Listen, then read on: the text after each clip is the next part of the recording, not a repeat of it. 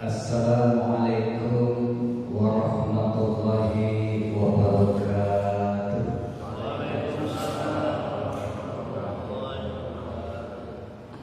Alhamdulillahi wa kafa. Wassalatu wassalamu ala nabiyil mustafa wa ala alihi ahli sidqi wal wafa. Asyhadu an la ilaha illallah huwa ahkamul hakimin. Asyhadu anna Muhammadan abduhu wa rasuluh al-mursal rahmatan lil alamin. Amma ba'd. Segala puji milik Allah Tuhan sekalian alam. Allah itulah yang pantas untuk dipuji-puji, karena Dialah yang menciptakan sekalian alam ini, yang menciptakan diri kita, bumi kita tempat tinggal ini, yang memberi kita rezeki, yang menghidupkan dan yang akan mematikan kita, dan kemudian kita akan kembali kepadanya. Salawat serta salam untuk junjungan kita Nabi Muhammad sallallahu alaihi wasallam. Banyak bersolawat supaya banyak syafaat serta manfaat yang kita terima kelak. Bapak Ibu yang dimuliakan oleh Allah, pertama saya terima kasih kepada Pak Wali sudah mengundang saya hadir di sini. Ternyata masjid ini Baitur Rahim ini megah sekali. Saya lihat di subuh hari ini ada pekarangan yang luas, tinggi lagi, sejuk, ya, hati jadi tenang melihatnya. Mudah-mudahan ini betul Baitur Rahim, rumah kasih sayang, orang yang berbagi kasih sayang. Bapak Ibu yang dimuliakan oleh Allah, sekarang kita berada pada bulan Jumadil Akhir. Pada bulan Jumadil Akhir ini banyak peristiwa-peristiwa yang Islami yang terjadi. Namun sebelumnya saya mengingatkan firman Allah, Inna iddatish syuhuri 'indallahi 12 syahran fi kitabillahi yawma khalaqas samawati wal ardh. Inna iddatash syuhuri 'indallahi, sesungguhnya bilangan bulan itu di sisi Allah adalah 12 bulan. Pada waktu Dia menciptakan langit dan bumi. Kemudian kita hitung yang 12 bulan itu seperti apa? Apa ukurannya yang 12 bulan itu? Kita harus tahu sebagai umat Islam. Nah, ini di jagat raya ini, di tata surya kita, itu ada namanya bulan, ada namanya bumi, ada namanya matahari. Ya, matahari itu adalah bahagian daripada miliar bintang. Bulan itu dia mengelilingi bumi. Nah, ini umpamanya bumi ini, nah, dikelilingi oleh bulan. Kemudian bumi ini mengelilingi matahari. Nah, mengelilingi matahari. Sambil dia mengelilingi matahari, bumi itu berputar pada sumbunya, pada porosnya, berputar pada sumbunya. Sekali dia berputar itu adalah 24 jam. Itu yang disebut dengan hari. Hari itu ukurannya adalah perputaran bumi pada sumbunya. Putar ya. Kemudian hitungan hari, hitungan tahun, bumi ini mengelilingi matahari. Nah, satu kali keliling 365,24 hari. Jadi ada wasitat, ada kabisan. Yang biasa itu adalah 365 hari saja. Nggak ada bikin yang seperempat itu. Maka seperempat ini terjadinya setiap tahun, berlebih seperempat hari, berlebih seperempat hari. Akhirnya di tahun keempat itu baru kehabisan 366 hari. Nah, itu. Ukurannya apa bulan itu tadi? Itu adalah bulan itu sendiri mengelilingi bumi.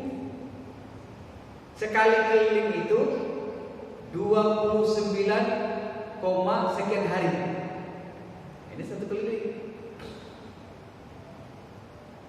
30 hari 29 hari, 30 hari 29 hari, 30 hari 29 hari. Itu ukurannya. Itu pasti itu. Tak ada perubahan. Begitu saja itu. Bulan itu keliling. Sampai disebut dengan 12 bulan dalam satu tahun. Angkanya berbeda, 354 hari. Itu berbeda dengan tahun matahari. Siapa yang membuat tahun matahari itu? Orang Kristen tidak sebenarnya. Itu para ahli astronomi pada waktu itu, seperti Gregorian umpamanya gitu. Dia itu melihat di daratan Eropa itu, di barat sana itu, bahwa ada musim gitu. Mereka itu menghitungnya berdasarkan musim. Ya. Tapi tetap juga 12 bulan. Akhirnya bergeser-geser ke musim itu. Bergeser pula perhitungannya. Lalu kemudian setelah berkembang penanggalan itu dari barat sana itu, diklaimlah bahwa itu adalah punyanya non-Islam. Padahal bukan. Ya. Jadi diklaim saja. Nah, tetapi hitungan yang paling tepat itu adalah hitungan bulan. Karena itu memang yang diarahkan oleh Allah. Bulan itu yang jadi standar. Qamar itu mengelilingi al-ard, bumi kan gitu. Nah, terjadilah 12 bulan. Mulai dari bulan Muharram, Safar, Rabiul Awal, Rabiul Akhir, Jumadil Awal, Jumadil Akhir, Rajab, Sya'ban, Ramadan, Syawal, Dzulqa'dah, Dzulhijjah, kayak gitu. 12 bulan itu. Jadi kita sekarang berada pada bulan ya Jumadil Akhir. Nah, kenapa dikatakan Jumadil Akhir? Jumadil itu musimnya itu musim beku gitu. Ya, jadi Jumada itu artinya beku, dingin pada waktu orang menggigil di situ di Arab itu. Ya, waktu itu. Maka setelah Jumadil awal itu awal daripada beku, dingin itu. Jumadil Akhir sudah mulai. Terakhir meninggalkan musim dingin. Nah, Bapak Ibu yang dimuliakan oleh Allah Subhanahu wa taala, apa peristiwa-peristiwa yang terjadi di Jumadil Akhir? Yang pertama adalah lahirnya Fatimah Az-Zahra. Ya, kalau kita mengistilahkan Fatimah Az-Zahra, padahal itu sebenarnya Az-Zahra. Ya, ada Hamzahnya. Ya, tapi bukan Hamzah Johan ya. Ada Hamzahnya. Hamzah sebelum itu. Fatimah Az-Zahra. Tenang. Apa artinya itu? Berseri-seri. Orang yang selalu berseri-seri. Ya. Jadi kalau Fatimah itu selalu berseri-seri, selalu bersemangat gitu. Dia lahir pada 20 Jumadil Akhir. Dia merupakan anak bungsu antara perkawinan Rasulullah dengan Siti Khadijah. Jadi dia adalah anak bungsu, anak sayang Rasulullah. Ya, itu penting banget. Nah, itu terjadi terhadap diri Fatimah lahirnya 20 Jumadil Akhir. Kemudian yang kedua ada peristiwa wafatnya Abu Bakar As-Siddiq. Itu terjadi pada tahun 634 ya, Masehi. Dia meninggal dalam keadaan yang sangat menyedihkan, menyedihkan umat Islam. Dia wafat pada waktu itu. Sekitar umur beliau itu Dia menjabat selama 2 tahun jadi khalifah. Sudah Rasul wafat, kemudian digantikan oleh beliau. Rasul wafat tahun umur 63 tahun. Beliau juga wafat di umur 63 tahun. Dia lebih tua Rasulullah 2 tahun. Ya. Baru dia 2 tahun lahir. Nah, kemudian ada lagi peristiwa yang terjadi pada Jumadil Akhir itu, di mana diangkatnya Umar bin Khattab menjadi khalifah.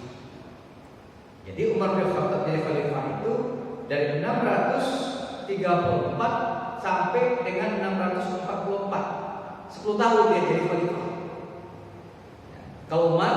Kalau Abu Bakar cuma 2 tahun. Yang lama itu adalah Umar bin Khattab 10 tahun. Nah, kemudian yang terjadi lagi peristiwa Islam itu adalah perang Yahudi. Ini perang luar biasa ya. Terjadi di Yordania, di area Yordania. Jadi lingkup kekuasaan Islam itu luas pada waktu itu. Ya, sampai ke Palestina, Yordania. Terjadi perang. Orang mengistilahkan perang itu adalah perang salib. Ya. Itu umat Islam tentaranya sekitar 45.000. Sementara mereka itu 240.000. Bayangkan umat Islam waktu itu dipimpin oleh Khalid bin Walid. Ya. Sementara ini dipimpin oleh Kisra daripada Romawi, Raja Romawi. Jadi mereka beranggapan bahwa masalah kecil itu. Ya, semua di daerah Eropa itu tentara-tentaranya dikumpulin semuanya dalam rangka memerangi umat Islam. Mereka itu diberebut semuanya lagi. Ya, karena umat Islam itu sudah banyak, sudah luas kekuasaannya. Nah, tapi apa yang terjadi? Yang terjadi kekalahan yang luar biasa bagi non-Islam itu. Pecah kacir begini. Ya. Nanti kita bahas sedikit hikmahnya.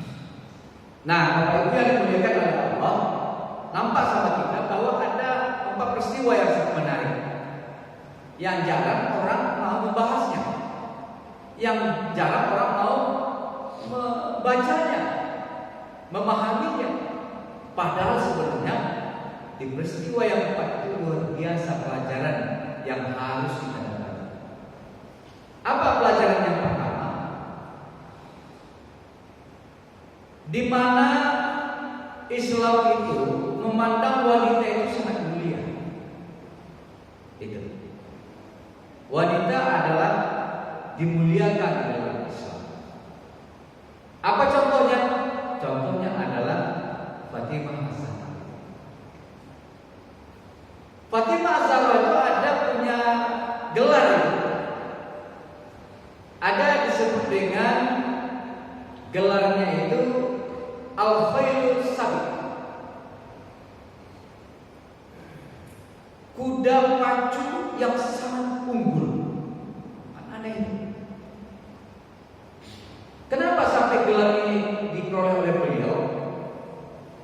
Karena beliau itu adalah orang yang cekatan, wanita yang cekatan, tahan batin, istilahnya itu.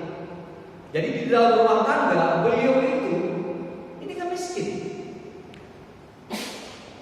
Dia miskin, ahli pun miskin. Bayangkan itu. Ya.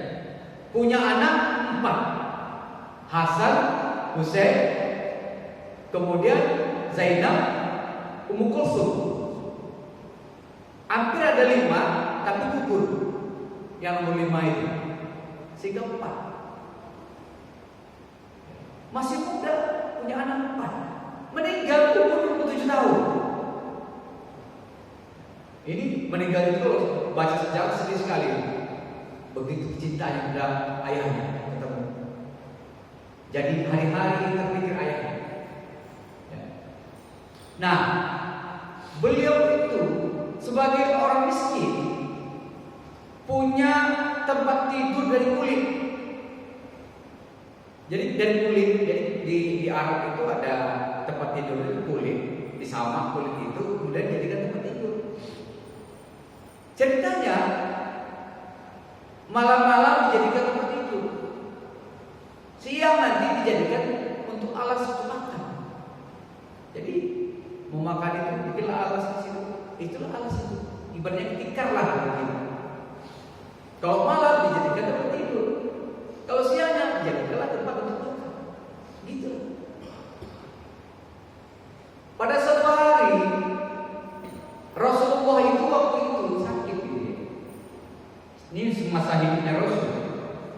Dikabarkanlah kepada Fatimah bahwa Nabi sakit. Maka datang utusan di situ. Ayahmu sakit, Rasulullah sakit, bergegas. Di tengah jalan ketemu dengan Umar bin Khattab. Umar bin Khattab melihat dia, nangis Umar bin Khattab. Bayangkan. Kenapa Umar bin Khattab menangis melihat Fatimah ini? Karena pakaiannya itu pakaian sangat lusuh dan berjahit 8 jahitan. Bayangkan. 8 jahitannya. Kenapa pakaianmu begini, wahai Fatimah? Kamu anak seorang Rasul. Fatimah menangis karena saya cinta pada ayah saya, maka saya begitu. Bayangkan dia begitu. Nah, akhirnya sampai ke depan Rasul, disampaikan oleh Umar seperti itu. Sampai apa kata Rasul? Digelarlah beliau itu al-khaisan, wanita yang seperti kuda pacu unggul. Kalau makan nanti gandum itu digiling lama itu menggiling. Dia sangat lelah sekali. Itu tipikal Fatimah. Dia memang sangat selalu semangat. Di ketika Rasul berperang, siapa yang mengelap darahnya itu? Ya, jadi Rasul terluka dalam perang itu. Siapa yang mengelap darahnya itu? Fatimah. Karena ibunya sudah tidak ada lagi. Maka siapa yang merawatnya? Yang merawatnya adalah Fatimah. Sehingga Fatimah itu digelar lagi oleh Rasulullah dengan nama Ummu Abiha, ibu daripada ayahnya. Jadi setiap apa kejadian pada Rasul itu, yang merawat Rasul adalah Fatimah. Dalam perang, dalam tidak sakti, selalu Fatimah yang menjadi andalan daripada Rasul. Makanya sedih sekali Rasul melihat keadaan Fatimah. Dan selalu kalau terjadi apa-apa curhatnya kepada Fatimah. Ngobrol itu sama Fatimah. Dan kemudian Fatimah itu juga digelar sebagai Sayyidatun Nisa Al-Alamin, penghulu dari segala wanita sekalian alam. Bayangkan. Kalau Khadijah itu, Siti Khadijah itu adalah wanita yang hebat di sukunya. Aisyah hebat pada Arab. Tetapi kalau dengan Fatimah itu adalah pedoman wanita untuk sekalian alam.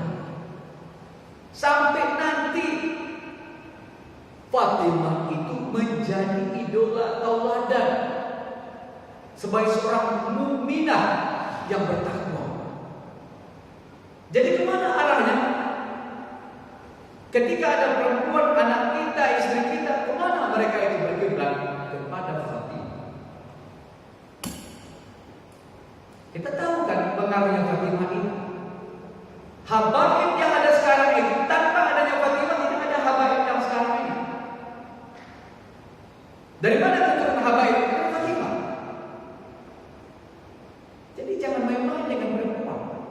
Fatimah itu dari mana?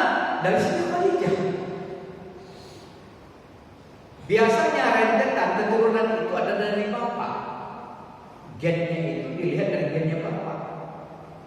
Jadi keturunan itu dari bapak. Tetapi ada istimewa. Kenapa gennya itu turunnya bukan dari seorang bapak, tapi dari seorang perempuan? Ya. Jadi dari mana? Dari Fatimah Zahra itu dengan Ali melahirkan anak Hasan Husain itu. Hasan Husain itu berketurunan sampai kepada para habaib sekarang ini.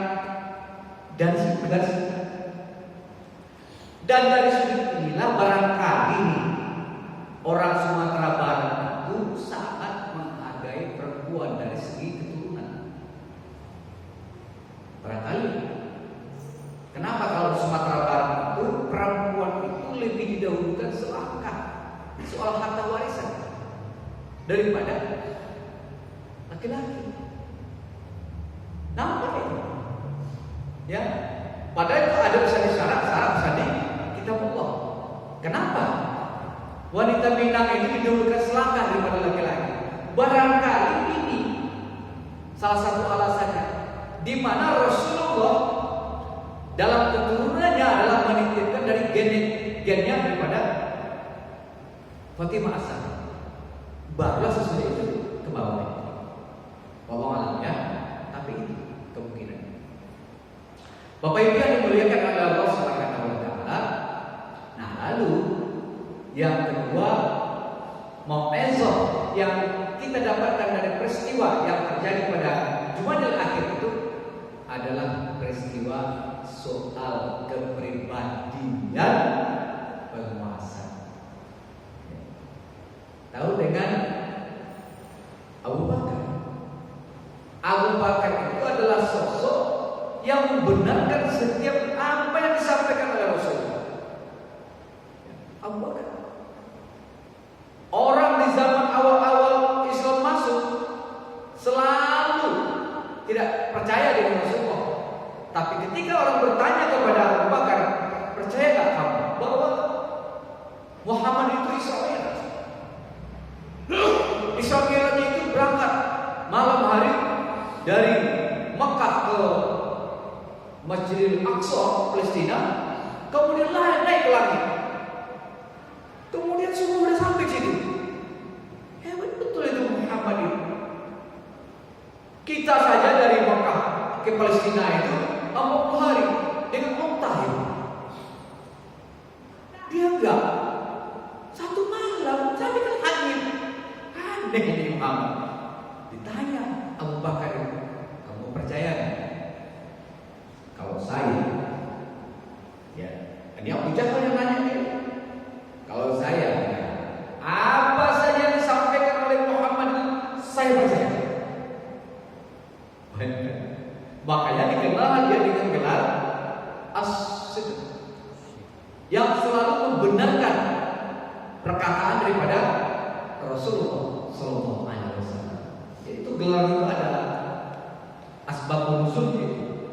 Kalau ayat ya, kalau hadis asbabul nuzul. Selalu membenarkan perkataan Rasul. Artinya Abu Bakar itu selalu suka dengan kebenaran. Ya, pemimpin yang sangat suka dengan kebenaran. Dia selalu mencari kebenaran itu. Nah, prinsipnya adalah mencari kebenaran. Kalau kita jadi pemimpin, tingkat apapun kita itu, mau RW, mau apa, dan sebagainya itu, prinsip dasar itu carilah selalu kebenaran. Alhamdulillah, kebenaran itu adalah dari Allah. Ya. Kalau hati kita itu didorong mencari kebenaran, Allah akan giring. Tapi kalau kita itu mencari kesalahan, kelemahan, nah,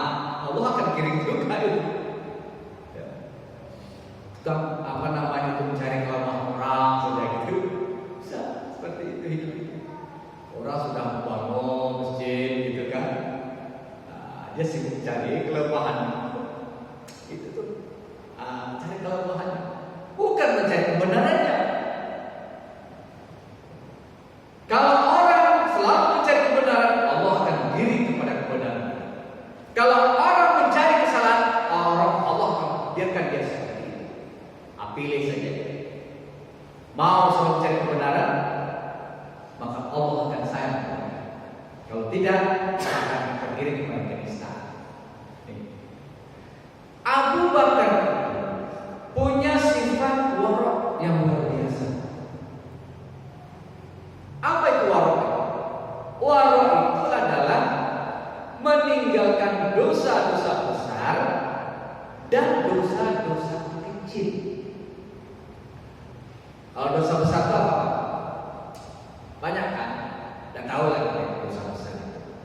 Ya, termasuk syirik kepada Allah, itu dosa yang paling besar. Ya bunayya la tusyrik billah, inna syirka la zulmun azim. Anakku, jangan lakukan syirik, kata Luqman kepada anaknya. Ya bunayya, wahai anakku sayang, la tusyrik billah, jangan kamu berbuat syirik kepada Allah. Inna syirka la zulmun azim. Sesungguhnya syirik itu adalah zalim yang besar. Tak ada yang lebih besar daripada itu. Bahkan dalam ayat yang lain disebutkan, innallaha la yaghfiru an yushraka bihi wa yaghfiru ma duna dzalika liman yasha. Allah tidak akan mengampuni dosa syirik, tapi Allah akan mengampuni dosa selain daripada syirik itu bagi orang yang dikehendakinya. Hati-hati nih. Ya. Syirik itu Pak, hati-hati Pak. Saya contohkan sana, tapi jangan tersinggung ya. Tapi ini harus saya sampaikan, karena ini adalah puncak persoalan agama kita, akidah kita. Kalau sampai ini masih dilakukan, ini bahaya. Yang salah ustaznya, kenapa nggak disampaikan? Apa itu? Biasalah ya. Pedagang makanya azimat dan pelas. Ingat itu. Jadi azimat itu, saya pernah dulu waktu kecil itu, saya pakai azimat di kampung, ya. Jadi saya main bola supaya menang, saya datanglah angku itu. Dia bilang, kamu mau menang bolanya? Iya Bu. Saya akan dirasakan di Batahan. Batahan itu daerah perbatasan Sumatera Barat dengan Sumatera Utara. Batahan Natal, Mandailing Natal, Madinah. Jadi di Batahan itu saya ketemu ibu saya dari Padang, ya, Tanjung. Kalau dari ayah saya Mandailing, Nasution. Jadi Nasution, Tanjung. Kalau disingkat suku saya itu Nastan. Akan ada itu dalam suku Indonesia itu. Dua langsung sukunya. Nasution satu, Tanjung satu. Saya tinggal di situ. Kecil, saya pakai azimat di sini. Saya main bola, saya pulang. Sampai di rumah orang tua saya lihat, kamu pakai apa tuh? Atau ini dikasih kakek itu. Kalau sana namanya itu ya, kasihnya. Tengok, saya takut sama ayah. Saya ambil ini barang, saya keluar di belakang rumah saya itu ada semak itu. Ayah marah, jangan dibuang dulu, ambil. Akhirnya ayah marah, saya ambil. Buka, saya buka, ambil pisau, buka jahitannya itu. Kita hitam itu, kertas apanya itu, kulitnya itu dari kain hitam. Kemudian kalau talinya itu 7 tali warna merah, kuning, hijau, bilang macam-macam di situ kan. Nah, kemudian saya buka. Di situ ada timah tipis. Ya, ditulislah oleh aku itu di situ jiziknya. Apa tuh? Baca kamu. Tahu apa kamu itu? Kata orang tua saya. Ya, kenapa tak kurang ajar mungkin dong? Akhirnya saya waktu kecil belum berpikir sampai jauh itu waktu itu. Ya, saya kan diarahkan supaya menang main bolanya saja. Harus dibuang. Akhirnya ayah saya mendidik saya untuk bercerita akidah. Berbagai cerita-cerita yang menguatkan hati saya sebagai seorang anak waktu itu. Ya, itu yang ditanamkan oleh orang tua saya pada waktu itu. Nah, setelah kita dewasa baru tahu kita ternyata azimat penglaris itu membuat lemahnya manusia itu. Bukan yang bikin kuat. Orang sih dapat umpamanya, itu justru menjatuhkan kita. Istidraj. Orang terjebak dengan istidraj. Apa itu? Falamma nasu ma dzukiru bi fatahna abwaaba kulli syai' hatta idza farihu bima utu akhaznahum baghtatan fa idza hum mublisun. Maka kala mereka melupakan peringatan yang diberikan kepadanya, maka kami akan membukakan semua pintu iman itu. Nah, ya. Lupakan Allah itu. Ya, hari-hari gini-gini aja, Pak. Nah, matahari itu bawa bakar ujung bulan, bawa lidi itu. Allah akan buka itu. Nah, inilah yang terjadi kasusnya pada penglaris dan azimat itu. Kenapa setelah kita memakai penglaris atau azimat itu laris manis jualan kita? Apa sebabnya?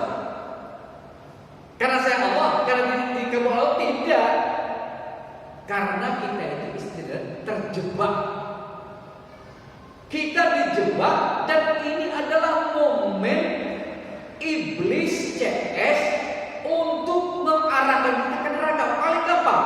Makanya ketika ada orang pakai azimat, pakai penglaris, jin-jin kafir itu sangat senang.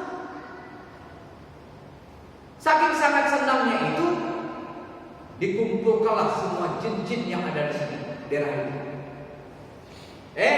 Kawan-kawan, Batalion 01 berangkat ke sana, tempatnya di situ. Nama Ibu itu Siti. Ya, dia jual lontong, dia pakai penglaris. Sejak 1 hari yang lalu. Oleh sebab itu, mari kita berbondong-bondong ke sana. Berbondong-bondong jadi terus itu. Apa kerjanya itu? Yuwaswisu fi sudurin nas minal jinnati wan nas. Dia bisikkan itu. Itu enak. Lontongnya enak itu. Ayo kita beli. Singgahlah orang. Enak. Ditumbuhkan rasa enak itu ke lidah orang itu. Karena sifatnya setan itu, jin itu, dia bisa menghipnotis. Ya. Dihipnotisnya kita terasa enak saja.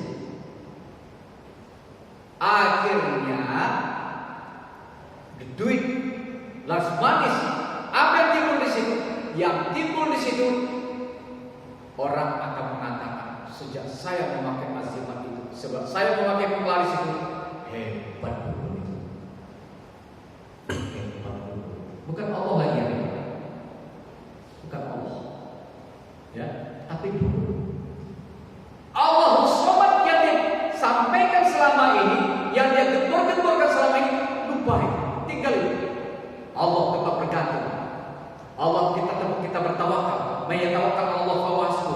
Siapa yang bertawakal kepada Allah, maka Allah akan cukupkan hidupnya. Nggak percaya lagi dia lebih percaya dengan itu. Kemudian yang bikin azimat itu membuat kelemahan pada diri seseorang. Kenapa? Dia sudah mulai terbius kayak ganja, kayak narkoba gitu. Orang kalau sudah minum sabu-sabu itu, dia bergantung lagi tuh. Sabu-sabu, agitasi. Sama. Begitu tinggal azimatnya itu, bingung dia dalam hidup. Tinggal azimat itu, kacau. Akhirnya manusia itu jadi lemah. Ya, dia takut dengan lepasnya dari azimat itu, dari penglaris itu. Akhirnya manusia itu menjadi lemah. Orang kayak begini diajak perang, lemah itu. Ayo kita cegah dia, saya takut ya. Serang azimat aja dia takut. Apalagi dengan orang perang. Mental itu jatuh.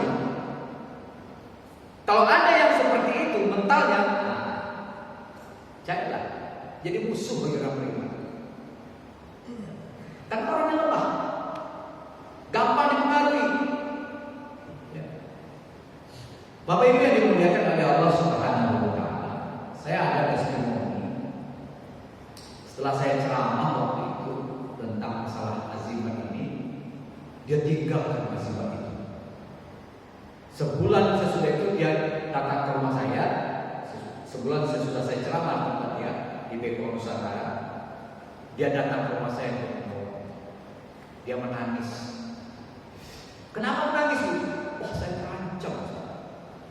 Kok terancam? Saya diancam oleh adik ipar saya. Adik iparnya kenapa? Polisi ya? Maling ya? Enggak, dukun. Kacau. Apa yang diancam? Dia bilang kualat. Yang terjadi apa? Yang terjadi begini, Pak Ustaz. Tiap saya membeli barang, selalu dikasih azimat itu. Barang itu beli, tempat duduk dikasih azimat, tempat tidur kasih azimat, lemari kasih azimat. Pokoknya barang-barang itu penuh dengan azimat di rumah saya itu. Sampai satu kantong plastik. Karena mendengar bahwa saya ceramah sesudah itu, saya takut. Akhirnya saya kumpulin semua azimat itu, satu kantong itu saya buang. Kemana yang buang? Ke Siradi. Mati lah ikan di situ. Dibuang. Sekarang dia ngancam saya. Nah, Ustaz maaf. Lam yakhsha illallah. Jangan takut kecuali kepada Allah. Apa yang ada kepada manusia? Kecuali kesalahan. Kita salah, takut sama orang. Takut karena kesalahan kita. Tapi kalau yang namanya hidup mati kita, ya udah Allah saja. Lam yakhsha illallah. Tidak akan takut kecuali kepada Allah. Kemudian, tapi saya juga senang, Pak Ustaz. Kenapa senang? Tak kenapa saja. Sejak kami membuang azimat itu, rezeki suami saya itu bertambah. Dulu suami saya itu susah cari kerja, susah. Kemudian ada perusahaan yang meminta dia bekerja, susah kok suami saya memilihnya. Itu saya bilang. Ya, kalau kita konsekuen pada jalan Allah itu, insya Allah rezeki kita itu datang. Rezeki yang berkah. Rezeki kita tidak berbuat macam-macam. Rezekinya halalan thayyibah, halal lagi baik. Tapi kalau sekiranya kita itu di jalan yang salah, caranya saja salah, tentu akan berakibat buruk terhadap hidup kita. Jadi kembali kepada persoalannya tadi, ini baru kajiannya sampai di Abu Bakar. Dia punya sifat warok. Pernah pada suatu kali Abu Bakar ini kan kebiasaan dia itu kan kalau minum itu selalu nanya kepada pembantunya. Jadi kalau dia mau minum minta susu itu. Kebiasaannya itu minum susu otak. Ya, di sini nggak ada susu otak. Kalau ada di sini saya minum susu otak. Tapi nggak ada di sini. Susu kambingnya susah. Kalau di Jawa banyak. Ya, di sini susah mencari. Nah, minum dia. Karena kehausan lupa dia bertanya kepada pembantunya itu. Sesudah dia minum, baru dia bertanya, saya lupa tadi ya, susu yang saya minta susu apa ya? Dari mana? Dijawab oleh pembantu, susu itu adalah susu onta yang di sana. Onta yang di sana itu mau didistribusikan. Onta zakat belum didistribusikan, tapi masih di dalam kandangnya dan sudah diniatkan untuk menjadi zakat. Apa yang terjadi? Dia coket rombongannya, dia muntahkan susu itu kembali. Kullu lahmin nabatat min haram faulah annar faulah, maka neraka yang paling tepat untuknya. Itu kata Rasulullah. Setiap daging yang tumbuh dari yang haram, maka neraka yang paling tepat untuknya. Neraka dunia, neraka akhirat. Neraka dunia gelisah hidup di dunia. Neraka akhirat gelisah hidup di akhirat. Bayangkan kehati-hatian beliau. Sudahlah hartanya itu masih dalam area hartanya dia, belum didistribusikan, belum ada ijab kabulnya kepada orang itu. Nih, zakat kami umpamanya begitu, belum ada, masih di kandangnya, tapi sudah diniatkan untuk zakat. Dia sudah beranggapan itu bukan lagi milik hak. Beda dengan kita. Kalau kita ini bagaimana yang di tangan orang itu menjadi milik kita? Itu tipikal. Apalagi kalau sudah main politik. Untuk mendapatkan jabatan tertentu itu perlu uang. Akhirnya apa? Semuanya disikat. Pengusaha disikat 100 juta. Narga itu 200 juta. Nah, nanti kalau saya sudah menjabat, aman itu, tender ke bagi. Banyak cara saja susah-susah. Akhirnya kalau sudah jadi pemimpin itu stres. Taruh merah, stres. Obatnya iman dan takwa. Kalau saya ini hobi Roma Irama. Dari dulu itu hobi saya Roma Irama. Menginspirasi saya Roma Irama. Bahkan sekarang karena saya itu umur sudah begini, berguna nggak berguna lah gitu ya, saya bikin lagu. Terus lama-lamanya lagu Roma Irama terus, ya Irama aja dapat pahala. Saya enggak. Akhirnya udah saya bikin lagu. Kita pakai akustik aja saya, pas-pasan aja, main gitar saya videokan sini. Saya ciptakan lagu yang bernuansa Islam.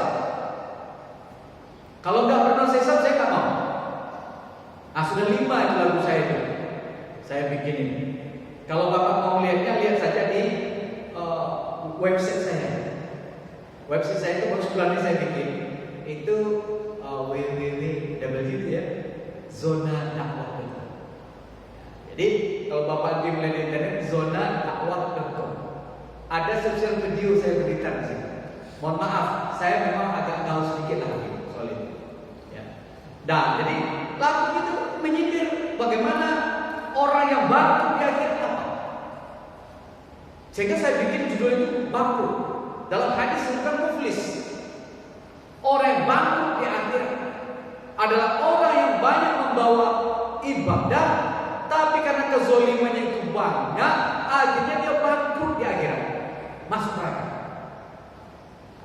Itu paling banyak nanti adalah para pemimpin, ya, orang para pemimpin yang zolim. Ada lagi saya ciptakan terkait dengan pertanyaan-pertanyaan di akhirat ini. Ya, ada pertanyaan-pertanyaan di akhirat. La tazulu qadama 'abdin yaumil qiyamah hatta yus'al. Saya terangkan kembali lagi. Saya ingatkan kembali. Nah, kalau Bapak coba lirik di situ ke zona-dakwah.com. Saya mau bikin zona itu suka aja gitu. Saya pernah bikin bagian tunggal dulu. Karena bagian tunggal itu waktu itu bikin saya islamisasi. Tapi rupa-rupanya susah. Ya, bayarnya kecil, penyanyi celana segini, paling-paling nanti kita sudah bilangin, jangan ya. Nanti orang itu nggak hadir, penggantinya nggak tahu, datang segini itu celananya. Ya Allah ya Tuhan, malah mengaku saya apakah pergantian. Itu namanya dulu saya bikin zona musika. Ya, suka dengan zona, zona musika, zona dakwah. Barangkali mungkin ada pertanyaan-pertanyaan dari Bapak Ibu, silakan bertanya. Kalau tidak, alhamdulillah. Ya, semakin cepat semakin bagus. Silakan kalau ada yang mau bertanya.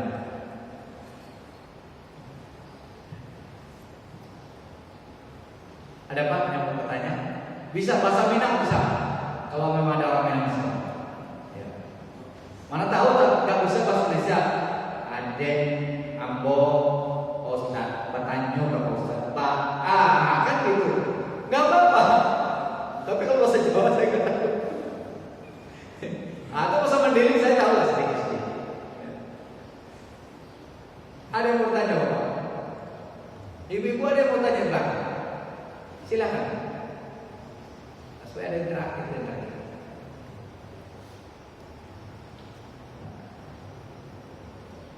Kayaknya nggak ada. Dia itu tanda setuju itu biasanya. Baiklah Bapak Ibu yang dimuliakan oleh Allah, saya simpulkan bahwa di bulan Jumadil akhir ini kita jadikanlah sebagai mengingat-ingat ya sejarah-sejarah. Saya tidak bisa menceritakannya terlalu detail tentang Fatimah, tapi ketika kita membaca terus tentang riwayat hidup beliau, cintanya kepada Rasul, sayangnya Rasul kepada dia, nangis kan baca, nangis. Akhirnya membuat hidup kita itu bergelora. Kita sadar ya, bahwa kita punya anak perempuan itu mahal bukan? Ya, dan tidak perlu dan jangan sekali menyanyiakan anak perempuan kita. Didik mereka seperti Fatimah asal. Nah, dan seterusnya baca juga sejarah bagaimana Abu Bakar, baca juga sejarah bagaimana Umar bin Khattab. Ya, walaupun sudah jadi Amirul Mukminin tetapi tetap rendah hati. Dan akhirnya nanti juga kita melihat Khalid bin Walid yang punya semangat juang jihad, yang tidak pernah kalah dalam perang. Kalau dia itu pemimpin. Ya. Jadi andai kata ini terus kita baca-baca, ini akan menambah iman kita kepada Allah dan akan bertambah dekatnya takwa kita kepada Allah. Dan kita akan kembali kepada Allah Subhanahu wa taala. Barangkali yang dapat saya sampaikan, Al-Fatihah. Alhamdulillah.